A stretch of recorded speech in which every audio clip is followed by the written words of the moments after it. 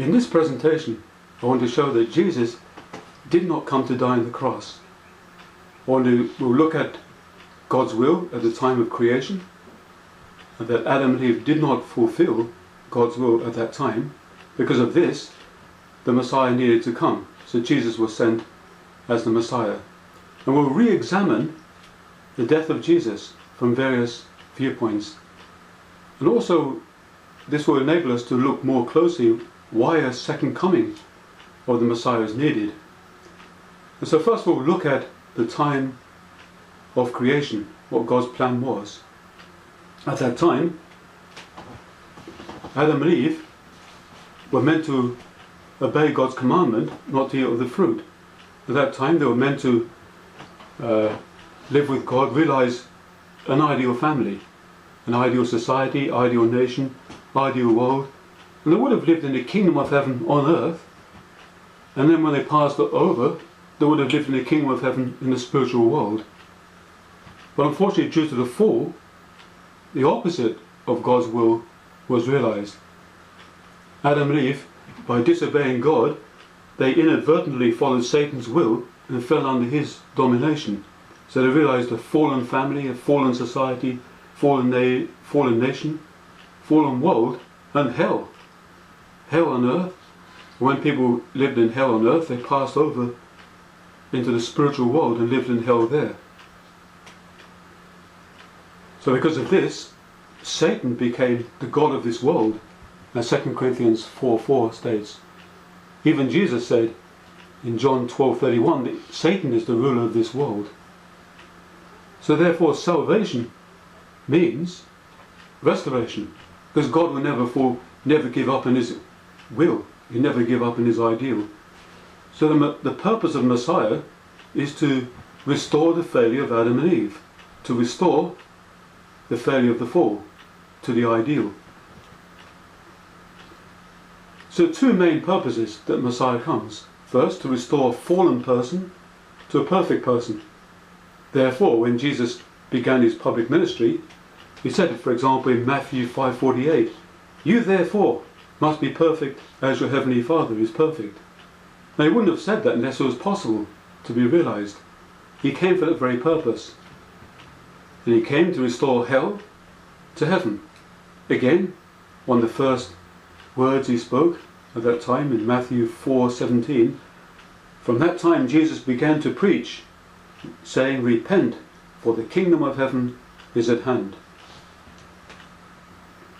We'll re-examine now the death of Jesus from various viewpoints. Let's first of all from the disciples' viewpoint. What was their viewpoint by Jesus' death? Well, first of all, we can see in Acts 7:51-53, this is about the death of Stephen. He's the first martyr, the first person to die for his faith in Jesus. What was his reaction? Well, he said in this passage that he accused those people of being murderers, of murdering the Son of God, murdering the Messiah. And he even accused their ancestors of killing the prophets. But basically, he expressed anger and strong disappointment. Because of this, they killed him, they stoned him at that time. But if Jesus came to die on the cross, he should have been aware of that. And he had no reason to be angry. Again, the other disciples, if we look at one by one, they felt fear. They hid away, basically. They were lived behind locked doors. We know this when we read the scriptures.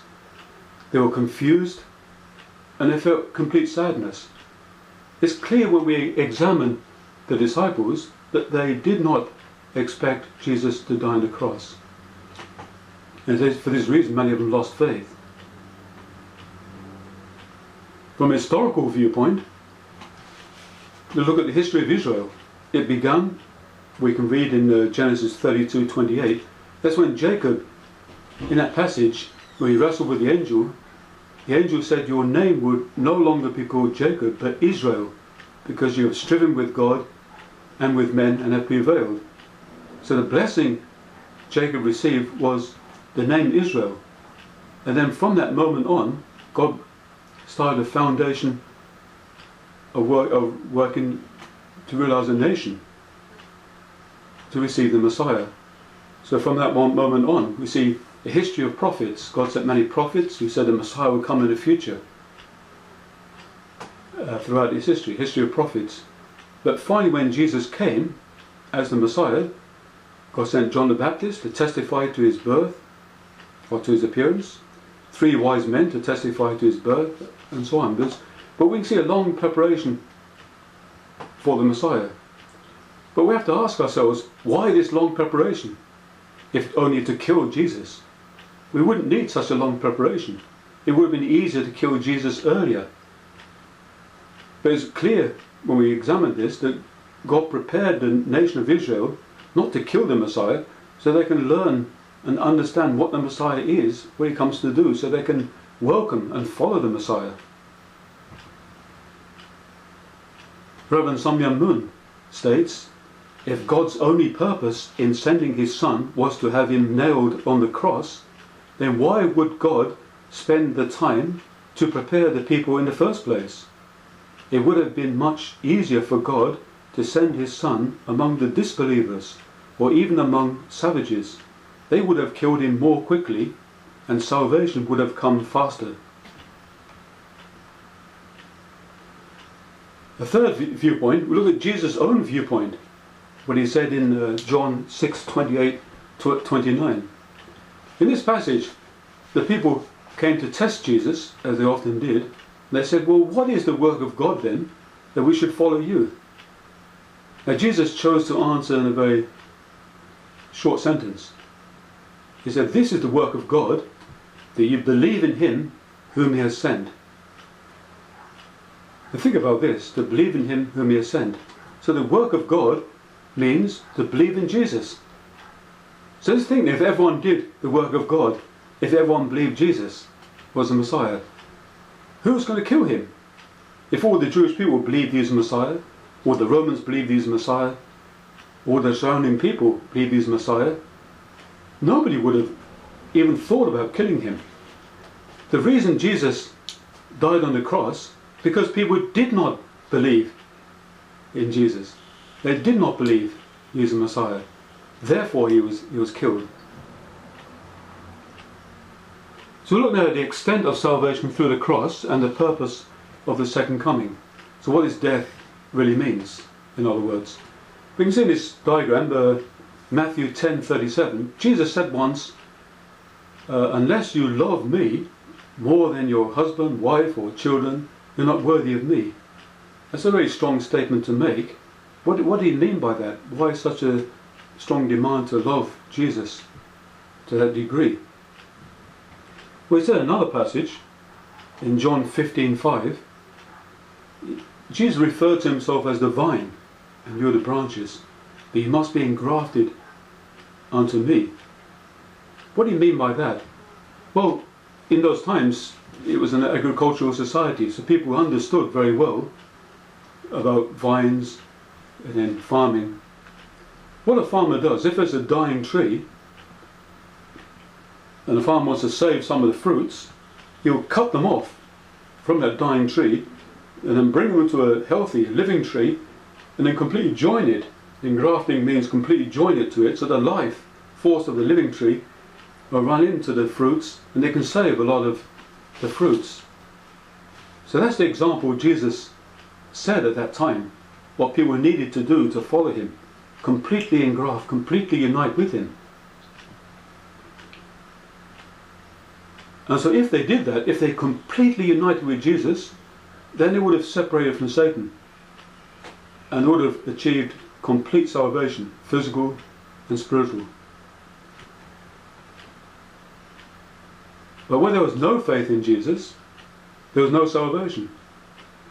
So Satan could remain the dominant force in people's lives from that moment on. So therefore, with no faith in Jesus, there's no salvation. So therefore, the cross became necessary, actually. But the cross was a ransom, so it was a victory for Satan.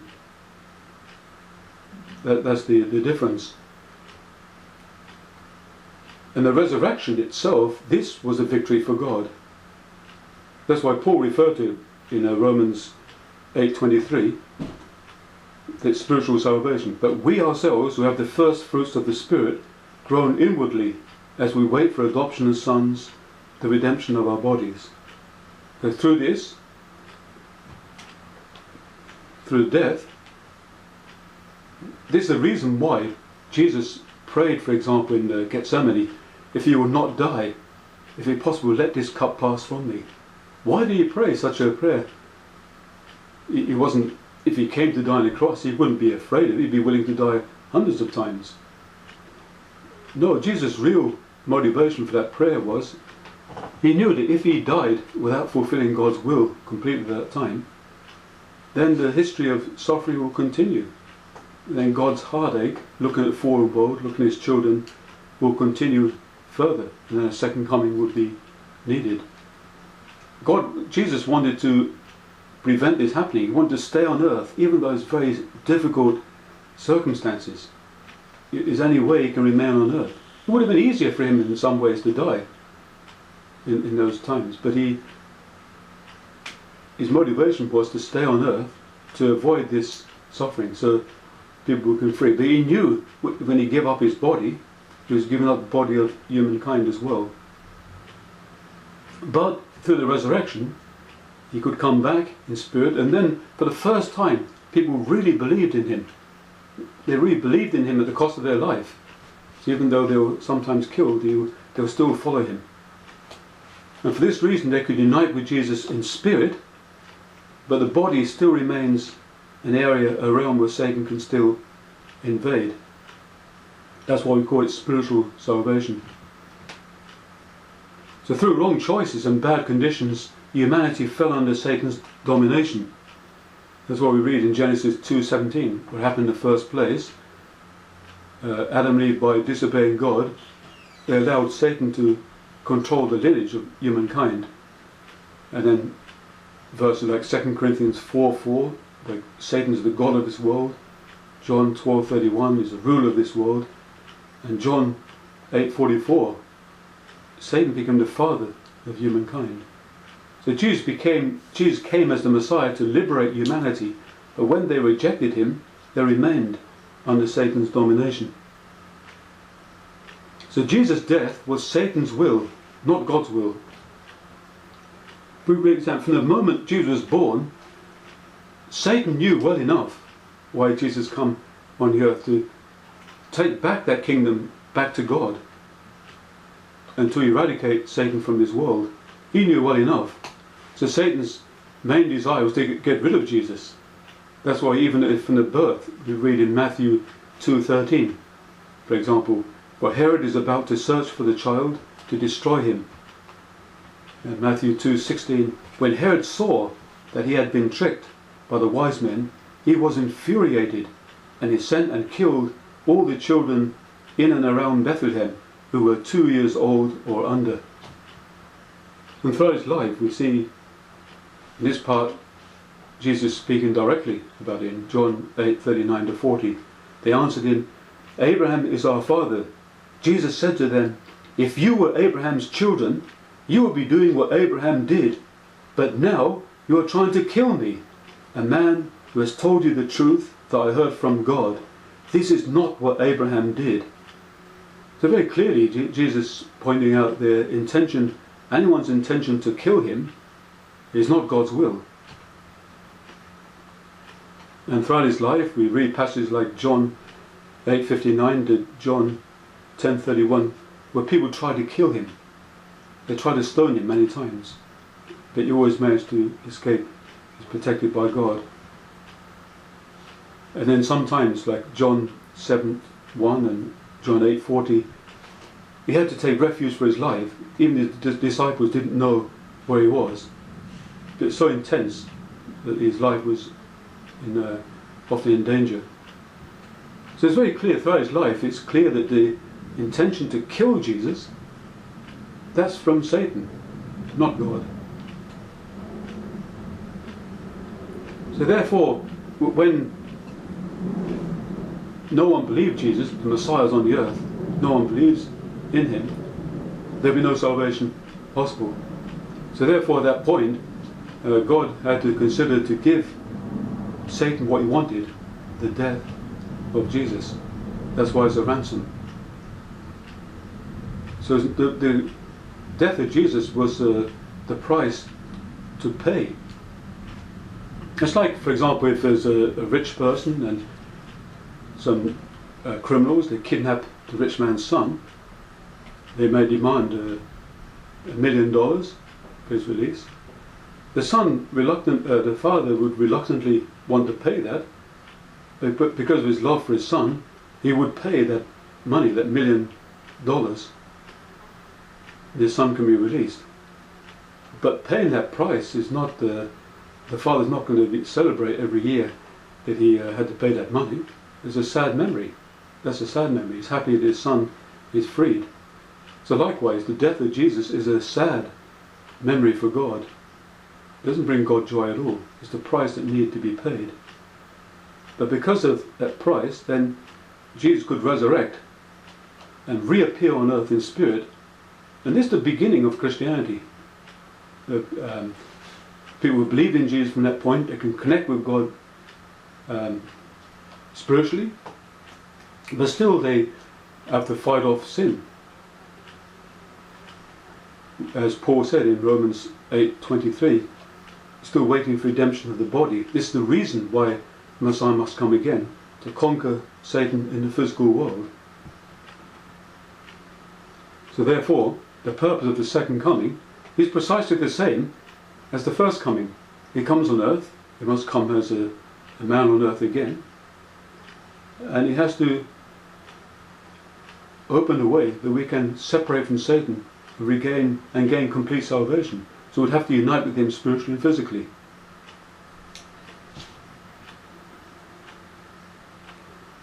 Satan at the beginning took all humanity, but he had to take Adam first, the ancestor. So Jesus comes as the second Adam. He was in Adam's position, clearly. And that's why Satan wanted to destroy him. But Satan could only destroy the physical body of Jesus, not the spirit. So Jesus defeated Satan spiritually, and he could go to the spiritual world intact. For that reason he could come back on earth. Now many people would question, well, if that's true, Jesus did not come to die on the cross, why then is it prophesied by Isaiah 53, for example, that he would suffer and die? This is written long before, centuries before Jesus even came. Well, we have to, before we just accept that, we have to consider other biblical passages from the same book. Isaiah 9:6, 11:60, even Luke 1:31 to 33 speaks about the birth of Jesus.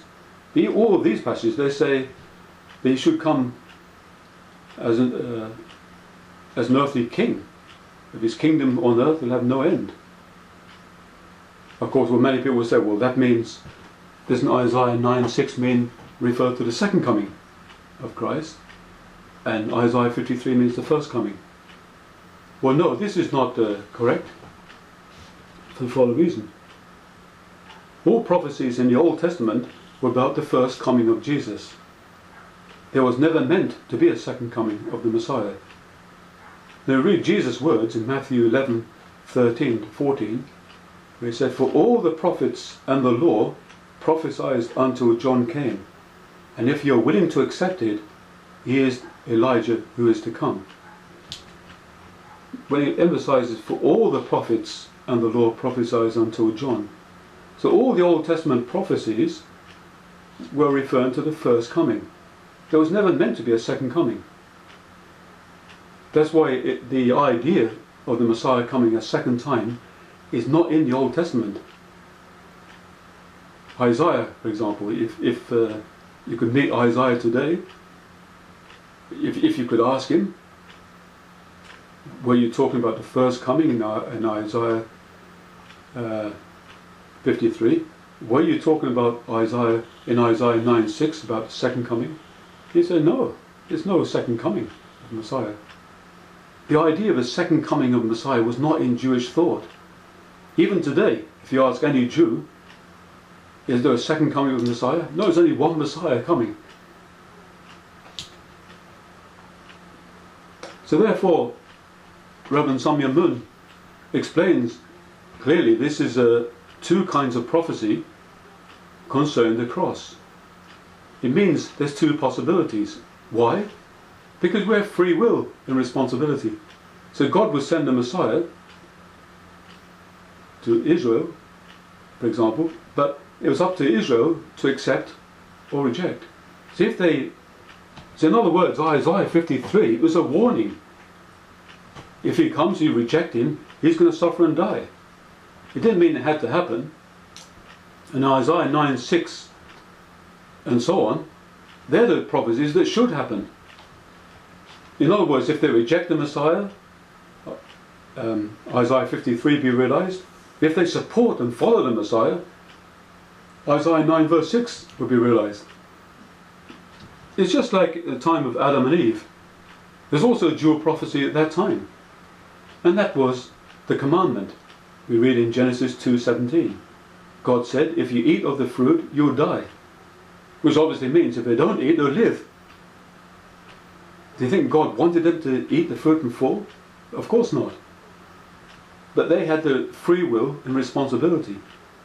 And you'd only tell them the outcome of how they used their free choice. So in this case, Adam and Eve did eat the fruit and they did die. They multiplied the fallen world. But it's not God's will. And there's another dual prophecy we read in Malachi 4:5 and 6. And this is about the return of Elijah. It says that Elijah will come, he'll prepare the way of the Lord, or if he doesn't, the land will be destroyed. Israel will be destroyed. So this is an important prophecy. This is a prophecy regarding the return of Elijah.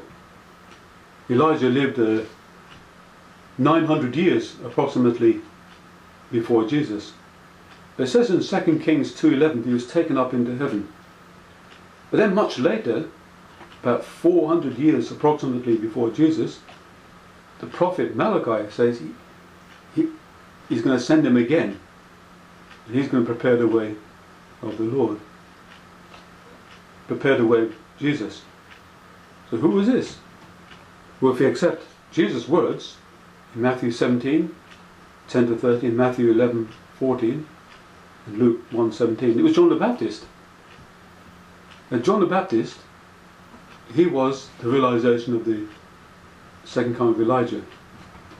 So therefore his mission was crucial to Jesus' mission.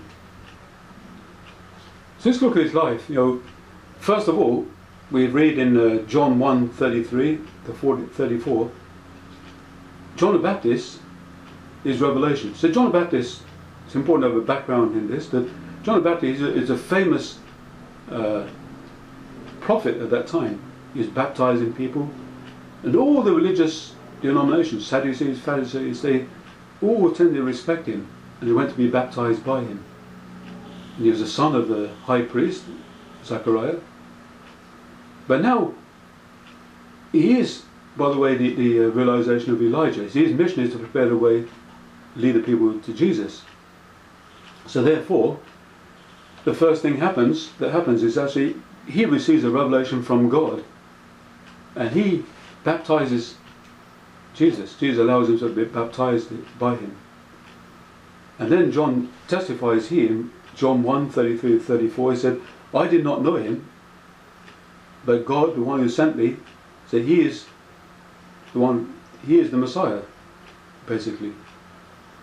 So he testifies, he gives a wonderful testimony that Jesus is the Messiah. But as time goes on, in John 3:26, for example, we find that John the Baptist's followers were confused by his actions. They said at this point, that person who you baptized, there are many people going to him. But that question itself shows that John's follower was confused. You give a wonderful testimony about him, but you're still continuing life as before. We're not following Jesus. And then people asked John the Baptist once about Jesus. He said, well, he must increase but I must decrease. This is often interpreted to mean, well, John is a humble person, and he realizes that Jesus should become greater, he should become less. But if John was really following Jesus, if Jesus is becoming greater, he should become greater as well. He's showing clearly he's going in a different direction from Jesus. And we know that there's no record of any, since the baptism at the beginning of Jesus' ministry, there's no other record of John following Jesus at all. The people would have heard this testimony. Jesus was saying that John the Baptist is Elijah. So that was very important for Jewish people. They were waiting for the Messiah to come, but their expectation was that Elijah is going to come and lead us to the Messiah. We don't have to worry about that. So when Jesus was testifying that John the Baptist is Elijah, that was very important for them. They were very sincere. And in this passage, so John's mission as Elijah was vital to the mission of Jesus' own mission. And it's for that reason that Jesus, the first thing he did when he started his public ministry was to go where John the Baptist was baptizing people. And he allowed himself to be baptized by him. John, who was so influential at that time, all the people, if he received the revelation from God at that point, we read in John 1:33 to 34, that God told John the Baptist that Jesus is the Son of God, the Messiah. And John gave a wonderful testimony as such. But then the problem was that from that moment on, even though John gave a wonderful testimony that Jesus is the Messiah, then there's no record of John ever being with Jesus ever again. There's no record in the Bible of him following Jesus. From that moment he baptized Jesus. In fact, we read in passages like John 3:26, where John the Baptist's own followers were confused by John's actions. They asked in this passage, for example, it said, that person who you baptized, referring to Jesus, there is many people going to him. This question that the follower had shows that John's follower was confused by John's actions. He gave a wonderful testimony that Jesus is the Messiah, but the follower was wondering, why aren't you following him? Why aren't we following him? Later, in John 3:30, the people asked John the Baptist about Jesus, but John's answer was, well, he must increase, but I must decrease. This is often interpreted to mean, well, John is so humble, he realized that Jesus should become greater, he become less. But really, if John was really following Jesus and being a forerunner to Jesus, if Jesus becoming greater, he should also becoming greater. Or if Jesus becoming persecuted, he should become in persecution. It shows he was going in a different direction from Jesus. But the Jewish people originally were prepared by God, so they were open-minded enough to check out things for themselves. So they would have heard Jesus testifying that John the Baptist is Elijah. So that's what they wanted to know. So the best way to find out is to go to that person directly. And for that reason we read in John 1:19 to 23 precisely this, where the priests and Levites, all the Jewish leaders, went to where John the Baptist was and they asked him those questions. At first they asked him, are you the Christ? That's how much they respected him. He was so influential that he said, I'm not. But then they asked him, are you Elijah? To this he said, I'm not. And then they asked him, are you a prophet? And he said, I'm not. But this is a strange answer, because anyone who was in those times who was preaching God's words was regarded as a prophet. But John said, I'm not. And for that reason, in that passage, they express a lot of frustration with him. They let us have some answer to those who sent us. Because John's answer was very frustrating. He was not giving any answer at all. But the problem was that he did deny being Elijah. And when he denied being Elijah, he makes Jesus seem a liar. So people could not take Jesus seriously anymore. He completely lost credibility in the eyes of the Jewish people. And so therefore, Jesus had no choice the rest of his life to try to make his own foundation. He had to try to prove to the people he's the Messiah by his own words. For this reason he performed miracles in many other ways. But still, people largely did not believe him. Because they could not believe him, he appears to be a liar. But then, at the end of his, like John the Baptist, eventually he is imprisoned.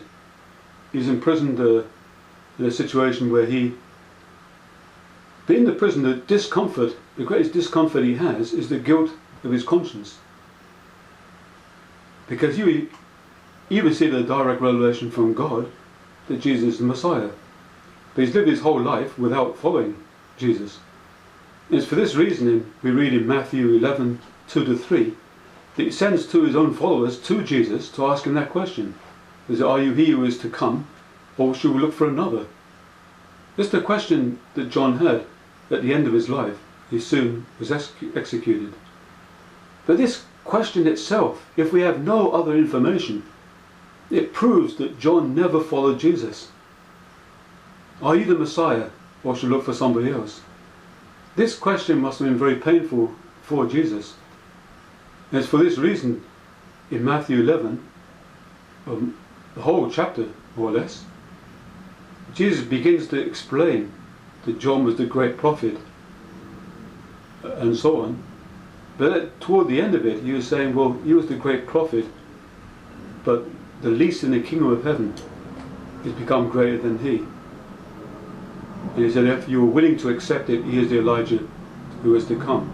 But they did not believe, expect them to believe any more. He is the Elijah. So John's failure to support Jesus, to realize his mission as Elijah, to lead the people to the Lord, was a failure. And this is the main reason that led Jesus to go the way of the cross. John was respected by all the Jewish people at that time. If John was wise, he would have said, well, I do not understand myself being Elijah, but if Jesus, he is the Messiah, he is the Son of God, if he says I'm Elijah, I must be. And then people would have followed Jesus. See, if John really followed Jesus, all of John's followers should have been Jesus' followers. But he distanced himself from Jesus. He fell into doubt. So that's why, if you think from the point of view of the Jewish people, who they believe? There are two different testimonies. We have Jesus on one hand and John the Baptist. Well, look, Jesus is unknown to the people this time. But John is more known. Let's look first of all, Jesus is from a humble family. He is non-ascetic, lower class followers. He's denounced by religious leaders. But John the Baptist, on the other hand, he's from a prominent family.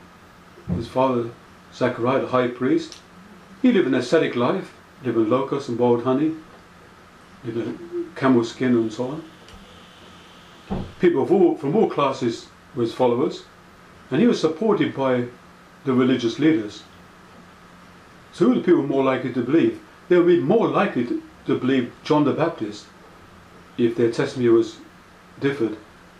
And that caused them, when John denied being Elijah, they had to believe that Jesus was making false statements and he was a liar.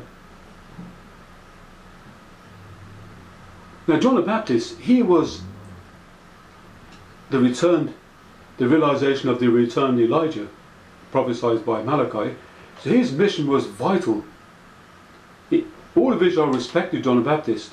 So if he followed Jesus, all of John's followers would have followed Jesus, but all of Israel, but all the Roman Empire would also, and the world would have followed Jesus. And then Jesus would lead all people to God. But when John denied being Elijah, he blocked the way, his own way. He blocked the way of his own followers, and he blocked the way of all Israel and the rest of the world. That's why the least in the kingdom of heaven became greater than he. He made a tragic mistake. So the failure of John the Baptist was very critical to Jesus' mission, and this caused his death. Now, as I mentioned before, then the prophecy of the return of Elijah was prophesied 400 years before John the Baptist was born. In Malachi 4, verse 5 and 6 says, God said directly, I'll send Elijah, he will prepare the way of the Lord, or if he doesn't, the land will be smitten with a curse. He'll prepare the way of the Lord, in the ideal world will be realized, or if he doesn't, Israel will be destroyed, which actually happened. And this is a dual prophecy written so long ago, before John appeared on the earth. So this Jesus' rejection and death 2,000 years ago were tragic. If he was accepted, history would have been different. We'll be living in the kingdom of heaven for the last 2,000 years. Now you may have heard some things that you're not used to. They're different from what you're used to. But the people of 2,000 years ago also were challenged by Jesus, and he brought in an understanding of the Messiah different from what they were used to. So this is important news, but we're living now at the time of the second coming of Christ. So we really need to learn from the mistakes of the people made in the past, so we can benefit from history, what we've learned today, what we've learned from our reading of the scriptures. We really need to be open-minded and really have a closer reading of the scriptures. So I thank you very much.